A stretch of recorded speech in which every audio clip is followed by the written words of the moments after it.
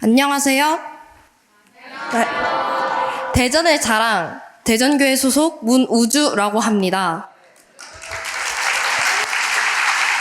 네, 감사합니다.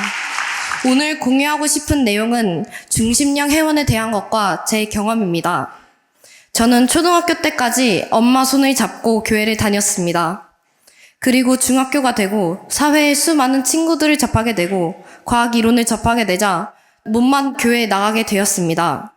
그리고 교회에 같이 다니던 3명의 친구마저 교회를 떠나게 되었습니다. 그 당시 회장단을 하고 있기도 했고 코로나 시기가 겹치면서 삶의 의욕이 많이 떨어지게 되었습니다. 고등학교 1학년 때도 인간관계에 대한 스트레스로 학교를 가기 싫어했고 온갖 화를 내고 때를 피웠습니다. 그랬던 제가 엄마와 함께 상의를 하여 학교에 가기 싫어하는 영, 화를 잘 내게 하는 중심령, 사람을 미워하게 하는 중심령 등을 회원을 했습니다. 회원을 한 후 친구들도 왜 이렇게 조용해졌냐 하고 집에서도 화가 줄었다며 기뻐했습니다.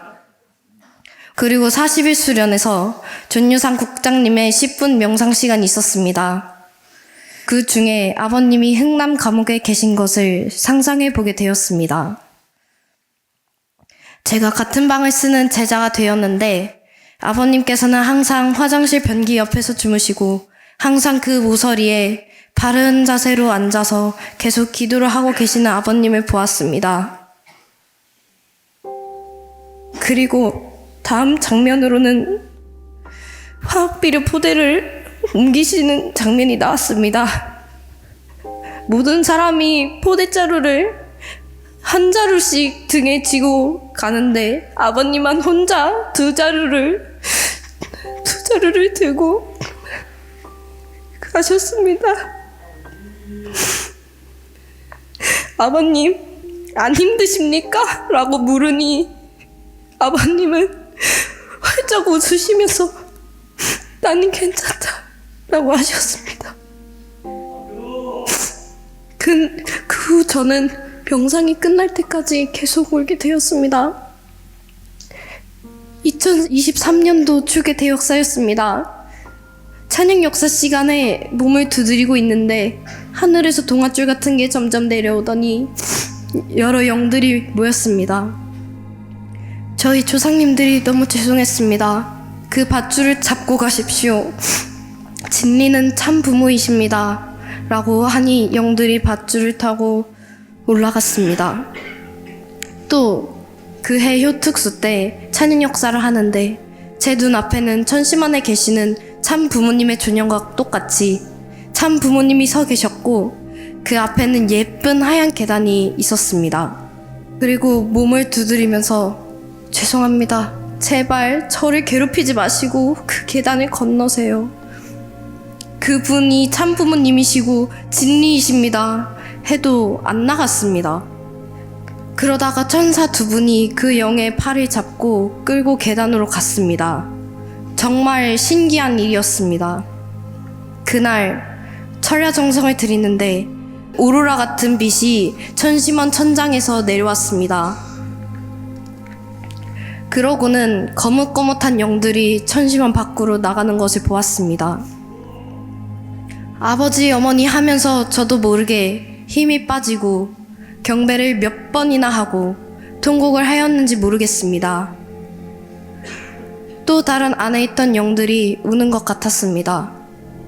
이렇게 철야정성의 은혜가 너무 많기 때문에 저는 몸이 괜찮았던 이번 40일 수련 며칠간 맨 앞줄에 앉아서 들었습니다. 그리고 좀 더 심정적으로 꺾여있던 상황이었는데 이기성 원장님께서 꺾여도 다시 나가야 한다. 극복해야 한다. 라고 하시고 큰 사람이 되려면 공부를 열심히 해야 한다. 참사랑은 주고 또 있고 주고 또 있는 것이다. 라고 하시며 제게 필요한 말씀들을 3일 동안 그것도 그날 상황에 맞는 말씀을 주셨습니다. 정말 이런 일은 처음이었습니다. 그리고 김명옥 순회사님이 대전에 오셨을 때 하얀 사람 한 분이 단상을 정돈하다가 내려오는 것을 보았고, 이건우 순회사님께서 미래세대 부흥회를 오셨을 때에는 어떤 권사님 같은 한 분이 단상을 정리하셨던 것을 보았습니다. 그리고 저는 14일 오전에 일요일이었는데 컨디션이 안 좋아서 푹 자고 있었습니다. 꿈을 꾸게 되었는데 살모사 같은 뱀이 갑자기 저를 쫓아오는 꿈이었습니다. 너무 놀라서 한번 깼는데 이게 뭔가 생각해보니 성경에서도 사탄이 뱀으로 표현된다고 알고 있었습니다. 그래서 이게 사탄인가 싶었습니다. 점심을 먹고 또 다른 꿈을 꾸게 되었습니다.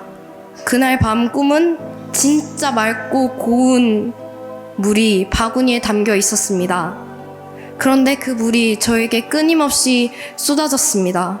그리고 깨어보니 방바닥은 뜨끈뜨끈하였고 그것 때문에 당시 안 좋았던 제 눈이 치유되는 꿈을 꾼 것 같습니다. 실제로 엄청 부어 있었던 눈이 붓기가 가라앉고 갑자기 왼쪽 눈에는 없었던 쌍꺼풀이 생겼습니다. 예전에 있었던 문효진 뮤직 페스티벌을 보았습니다. 그때 처음으로 효진님의 노래 출세하라와 행복을 듣게 되었습니다. 저는 그 후로 효진님의 광팬이 되었습니다. 아마 효진님과 비슷한 또래였다면 계속 콘서트를 따라다녔을지도 모르겠습니다. 세상 사는 게 힘들었을 때 초등학교 때부터 노래를 들으면서 위로를 받았습니다. 출세하라 가사 중에 위하여 산다는 것보다 힘든 것이 어디 있냐. 한 사람도 어려운데 인류를 위해 살았다면 이 세상도 너를 알아주랴 라는 가사와 역사를 두고 출세해라, 하늘을 두고 출세해라, 종족을 두고 출세해라, 참부모를 두고 출세해라 라는 가사가 있었습니다.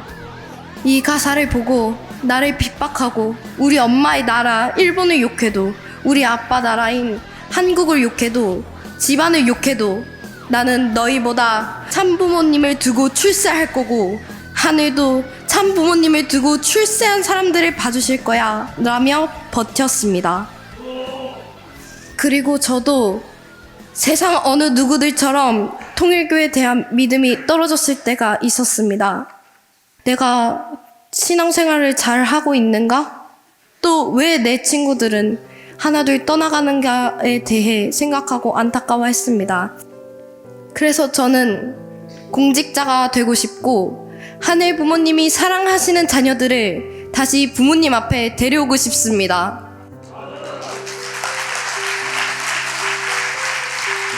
제 희생으로 형제 자매들이 행복을 찾을 수 있다면 제가 하늘 부모님 참부모님의 길을 같이 가고 도와드리겠습니다.